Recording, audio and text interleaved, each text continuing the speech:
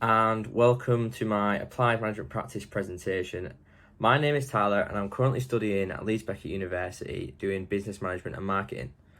Today I'll be discussing the graduate jobs market and my own personal development plan, and I'll be talking about what I have done over the recent months in order to develop my skills and become a more employable graduate. Later on in the presentation, I will be discussing my new revised personal development plan and gap analysis. So, the graduate market is rapidly growing each year. This is due to the number of graduate roles in the market increasing, and the number of graduates from universities also increasing every year. As shown in figure 1, the number of graduates each year has risen over 30% in the last 15 years. So naturally, more graduates means more people competing for graduate roles, therefore making the graduate jobs market more competitive. Although the number of graduate jobs tends to rise each year, in 2020 this was not the case. In 2020, the COVID-19 pandemic began, causing many shops and businesses to have to close. As a result of this, 31% of businesses hired between 1 and 50 less graduates than in 2019, shown in figure 2. In order for me to gain a wider understanding of what it means to be an ideal candidate for a graduate role, I've researched different roles using the graduate job website.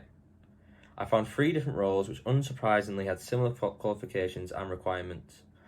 All 3 roles require at least an undergraduate level of education, with one of them requiring at least a 2-1. This leads me to believe that an ideal candidate would need at least a 2-1 from university. Other qualities for an ideal candidate involve a proactive attitude, logical thinking skills, being able to work under pressure, geographical flexibility, and just an overall enthusiastic worker. This job analysis allowed me to produce a personal development plan and a gap analysis of what I need to work on in order to become a more ideal candidate in the graduate job market. In assessment 1, I did a number of different self-assessments in order to identify my characteristics and skills and things that I need to work on. First of all, I did a Johari window analysis as shown in figure 3. It essentially involved me choosing different characteristics that I believe I portray, and then getting my peers to choose characteristics which they believe I portray, allowing me to compare how I think I portray myself to how I actually portray myself to others. It was very beneficial because it let me identify some characteristics that I didn't know I actually had. The second one I did, as shown in figure 4, is the Jung typology test. From this test, I learnt that my personality type is ESFP, which means I'm rather extroverted. And my preference for perceiving over judging also correlates with what my peers said about me in the Johari window analysis. So I made this time management log in order to find the root problem of my poor time management skills. I struggled to manage my time and meet deadlines, which could be due to me not planning the days before they happen. I found that I spent an excessive amount of time on activities which provide me with instant gratification. The self-assessment also taught me that more time needs to be set aside to growing skills and becoming more employable. The final self-assessment I did was a SWOT analysis, which brought all of my other self-assessments together as it was made using the results of my other self-assessments. Some strengths I found were that I have strong A-level grades along with my good problem-solving skills. Some weaknesses I found were again poor time management, anxious when speaking to people I do not know, and that I have no fixed learning method that I can use when I want to revise. The SWOT analysis widened the understanding I have of myself and my skills, and helped me to form my own personal development plan and gap analysis to become a more ideal candidate. So this is my initial personal development plan, which I made in assessment part 1, which involves my 4 main objectives which I wanted to meet in order to become a more ideal candidate for the graduate market. So the first thing I wanted to do was improve my time management skills, e.g. allocating my time more efficiently, improve overall Microsoft Excel skills and competencies and become more efficient at using Excel, discover the method of learning which best suits me, whether that be visually, audibly or tactile learning. And I also wanted to become more confident at speaking in front of large crowds and in front of people I do not know. So after researching some different job roles in the graduate job market, I developed this initial gap analysis. So I decided that I wanted to develop very good problem solving skills. So this means identifying the key sources of the problem in order to develop a solution quicker.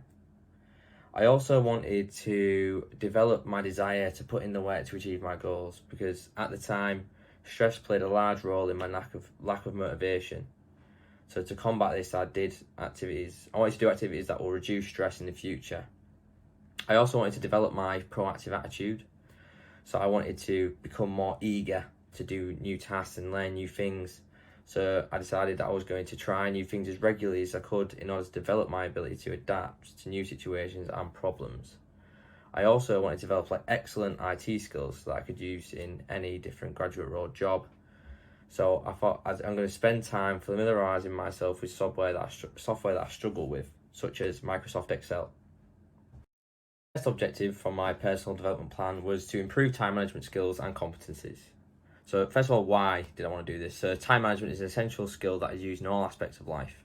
An ideal candidate for a graduate role is expected to have developed this skill already. And I found the main reason I have poor time management is due to lack of motivation and procrastination. So I purchased a diary, which I use to begin planning time for the coming weeks, and having a plan of when I will dedicate time to my studies allowed me to become more organised.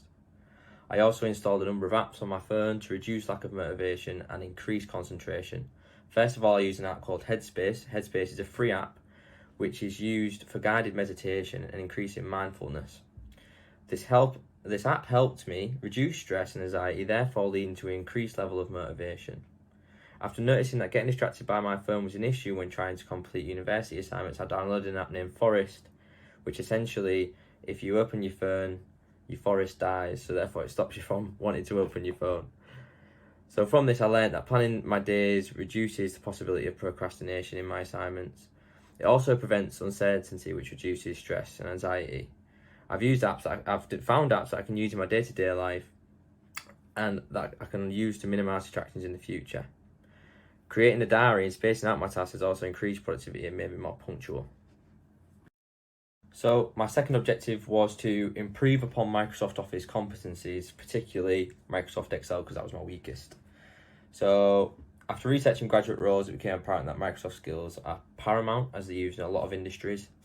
And I found that I wasn't very competent at using Microsoft Excel due to my lack of experience. So I began by familiarising myself with the software. So I had a look around, I looked at all the different features and made myself familiar with it. I then researched different ways to use and apply Microsoft Excel in the working world, so whether it be audits or inventory, I had to look into that and found out more about that. I studied a module in March 2021, which was Operations and Supply Chain Management, where I had to look at a company's inventory and manipulate the data using sums and stuff like that. So I was able to further my experience in my competency of using that software then. I use online videos on YouTube to further my knowledge by watching online tutorials on how to carry out different formulas and tasks using Excel. So I learned how to filter information using lists and tables in Excel, and I also learned how to use formula to make calculations using AutoSum. I also learned how to use the if function in Excel, which I didn't know before, and I also learned how to construct graphs and charts using information in Excel from tables, for example. My third objective was to discover the method of learning which best suits me. So in the past, it's been quite difficult for me to find which method of learning is the most beneficial. So in order for me to excel in my learning and reach my highest potential, I need to find which learning method works best for me. So finding the best learning method would help me reach the 2-1 degree which I'm striving for. So I did a self-analysis of my learning style, which found that I was 35% auditory, 35% tactile and 30% visual. This split was rather even and didn't really help me find the best learning method for me. So what I did was I carried out each different method of learning, so auditory, tactile and visual, and I found that I'm more of a visual tactile learner because I benefited more from reading and making notes rather than listening to an audio. So I found that reading books allowed me to retain more information than audiobooks did. So reading and making notes is the most efficient way for me to retain knowledge, and highlighting information in text was also a good way for me to focus on key parts of information. So I can now efficiently learn in a way that's best for me going forward into my final academic year. So my final objective was to increase confidence and my ability to speak in front of crowds and people I do not know. And speaking in front of people I don't know has always been something that I've struggled with, and I find it hard to maintain eye contact. And in a graduate role, it'd be important to be able to speak confidently, especially during the interview process and in the actual job, where I will be speaking to people I did not know prior to getting the job. It's something that'll just improve my overall quality of life, like just in all proceeds of life, really. So what did I do? Due to my position in my place of work, I was able to begin voicing my ideas to colleagues. With it being a rather new job, I wasn't very familiar with these people, so to me they were people that I hadn't really met. And doing this increased my confidence as they listened to me and my ideas. I also conducted research into methods which can be used when speaking to a crowd. I practiced these methods periodically, but it was quite difficult to find people to speak to due to the COVID-19 pandemic. Therefore, I had to engage in Zoom calls, which people I had not previously spoken to, and talk through different business ideas and opportunities. This skill isn't something that I've just learnt overnight. This skill will just continue to develop over time for the foreseeable future. However, I do feel like I have done enough to develop it to meet my personal development plan objective. I also learnt different methods for confident speaking, such as maintaining eye contact, minimising nervous habits, open body language, and speaking a bit slower.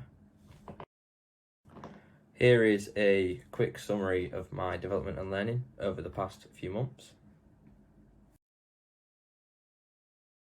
So this is my final revised personal development plan and gap analysis. So this is my 4 new objectives after completing the development process. So I'd still like to continue developing my Excel skills.